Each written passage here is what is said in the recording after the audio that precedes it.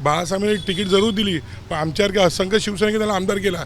आज तुम्ही काय गिरवतायत की आमदाराच्या जावयाला, अरे जावया आला कुठून? श्रीकांत सरमळकरच्या आमदारकीच्या प्रचार फेरीमध्ये आम्ही होतो. मुंबईचा महापौर मराठी व्हायला पाहिजे आणि नगरसेवक कोण परप्रांतीय? सध्या माझी जी लढाई आहे ही भाजपासोबत आहे. माझी लढाई सुहास आडिवकर सोबत नाही, माझी लढाई ही हरिशास्त्रीसोबत अजिबात नाही. आम्ही निवडून आलो की आम्ही पुन्हा मातोश्रीवर जाऊ. मुंबई महापालिकेच्या निवडणुकीमध्ये ठाकरेंच्या शिवसेनेकडनं एबी फॉर्म देण्यात आले आणि त्यामध्ये चर्चा आहे ती प्रभाग क्रमांक 95ची. कारण प्रभाग क्रमांक 95 म्हणजे जे माजी नगरसेवक होते चंद्रशेखर वांगणकर, त्यांना एबी फॉर्म न देता हरीश शास्त्री यांना एबी फॉर्म देण्यात आला. आणि दुसरीकडे चंद्रशेखर वांगणकर यांनी सुद्धा अपक्ष म्हणून अर्ज भरलेला आहे. आणि या सगळ्याबाबत बोलण्यासाठी आपल्यासोबत माजी नगरसेवक चंद्रशेखर वांगणकर आहेत. तुम्ही अपक्ष भरलाय, मग एक प्रकारे पक्षासोबत बंडखोरी आहे? या प्रश्नाचं उत्तर देण्यापूर्वी मी तुम्हाला एक गोष्ट सांगू इच्छितो की माझा जन्म एका शिवसैनिकाच्या पोटी झालेला आहे. शिवसेना जन्म हा 19 जून 1966 साली झाला. त्यापूर्वी ज्या बाळासाहेब मार्मिकमध्ये लिहायचे की वाचता आणि शांत बसा, त्या मोहिमेत सक्रिय सहभाग हा माझ्या वडिलांचा आहे. माझे वडील हे स्वर्गीय वासुदेव वांगणकर हे शिवसेनेचे उपशाखा होते. माझे वडील नगरसेवक, आमदार, खासदार नव्हते किंवा मंत्री नव्हते, सामान्य शिवसैनिक होते. आम्ही त्या दीपकवाडीच्या झोपडपट्टीत राहायचो आणि हे जे परप्रांतीय लोक आहे आमच्या घरावर येऊन तेव्हा दगड मारायचे. तेव्हा आमची घरं कौलारू होती. म्हणजे 1966च्या पूर्वीची जी आपलं आंदोलन होतं की मराठी माणसं वाचा, लुंगी हटाव, पुंगी बजाव वगैरे विषय, तत्कालीन शिवसेनेचे नेते होते मधुकरराव सरपोतदार यांच्या नेतृत्वाखाली माझ्या वडिलांनी काम केलं आहे. त्याच्यामुळे मला असं वाटतं की माझा जन्म शिवसैनिकाच्या अंडरमध्ये झाला आहे. आणि माझं वय सध्या 55 आहे. गेले 30 ते 35 वर्ष मी सक्रिय शिवसेनेमध्ये आहे. जेव्हा 92-93ची दंगल झाली, त्या दंगलीपासून मी सतत शिवसेनेमध्ये सक्रिय आहे. 92-93च्या एकही निवडणूक नाही, एकही मोर्चा नाही, एकही आंदोलन ज्याच्यामध्ये शेखर वांगणकर सहभाग नव्हता. असं काय झालं की तुम्हाला थांबवण्यात आलं किंवा तुम्हाला एबी फॉर्म न देता दुसऱ्या एका उमेदवाराला हा एबी फॉर्म देण्यात आला? तुम्ही विचारलं हे? साहेब, हाच प्रश्न आम्हाला देखील पडला आहे. याचं कारण असं की गेली 5 वर्ष मी एक अत्यंत इतबारे मी माझ्या पक्षाचं काम केलेलं आहे. तुम्हाला सर्वांना या गोष्टीची माहिती की गेले 4 वर्ष आपल्या पक्षाने मोठ्या प्रमाणात फूट पडली. या संकटाच्या काळात उद्धव साहेबांच्या खांद्याला खांदा देऊन उभं राहायचं काम हे मी केलं. कारण काय की मी एका सामान्य शिवसैनिकाचा मुलगा आहे. ह्याच्यासाठी आम्ही पक्षासाठी उभं राहिलो. आता जो प्रश्न तुमच्या मनामध्ये, तोच प्रश्न नेमका माझ्या मनामध्ये केला आहे की असं काय घडलं की विचारलं का? तुम्ही विचारलं का? उद्धव ठाकरेंना विचारलं का? तुम्ही तुमच्या या ठिकाणच्या नेत्यांना विचारलं का? बघा, हा प्रश्न मी बरं सांगतो, मी शिस्तबद्ध शिवसैनिक आहे. मी माझ्या उमेदवारीचा अर्ज मी आदरणीय आमच्या विभाग प्रमुखाला दिला होता. मी आजपर्यंत विभाग प्रमुख डावलं मी कधीही मातोश्रीवर गेलो नाही. हां, आम्ही मातोश्रीवर कधी जातो? गुरुपौर्णिमेला जातो, उद्धव साहेबांच्या वाढदिवसाला जातो, आदरणीय आदित्य साहेबांच्या वाढदिवसाला जातो. त्याच्या म्हणता शिस्तबद्ध शिवसैनिक आहात, मग तुम्हाला तो निर्णय मान्य होता? कोणता निर्णय? जो उमेदवारी दुसऱ्याला? अजिबात नाही साहेब. आज ना टी व्हीवर काय बातमी दाखवली होती? श्रीकांत सरमळकर यांचे जावई, आमदार श्रीकांत सरमळकर यांचे जावई. श्रीकांत सरमळकर साहेबांना आमदार कोणी केला? श्रीकांत सरमळकरच्या आमदारकीच्या प्रचार फेरीमध्ये आम्ही होतो.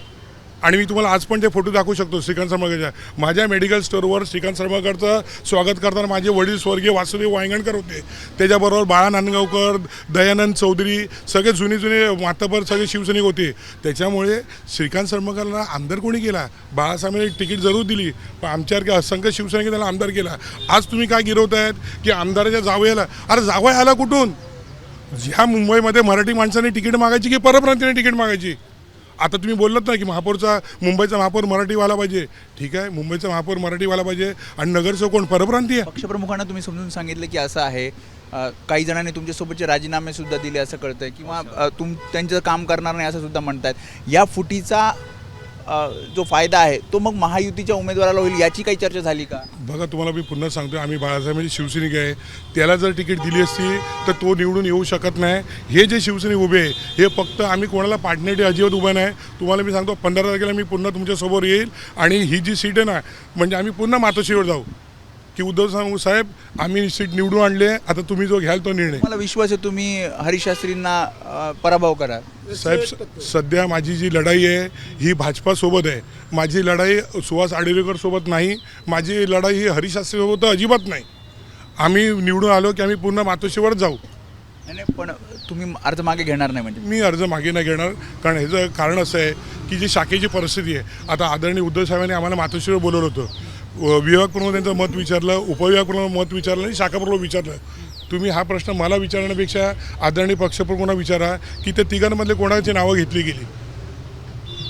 जर त्यांची उत्तरं काय ती बघा आणि तुम्ही कुठला क्रायटेरिया लावला की ज्याच्यामुळे तुमचा तुम्ही. विश्वास आहे तुम्ही एकतर अर्ज मागे घेणार नाही आणि जिंकून येणार. मी तुम्हाला पुन्हा सांगतोय, संपूर्ण शाखा ही माझ्यासोबत आहे. माझ्यासोबत म्हणजे मी शाखेसोबत आहे. पण दोन्ही प्रमुख नेते म्हणतात, राज ठाकरे म्हणतात, उद्धव ठाकरे म्हणतात की तुम्ही फुटू नका किंवा अशा प्रकारे बंडखोरी करू नका, वेळोवेळी आवाहन करतायत. साहेब बंडखोरी कशाला म्हणायची? मी शिंदे गटात गेलो काय? मी BJPत गेलो काय?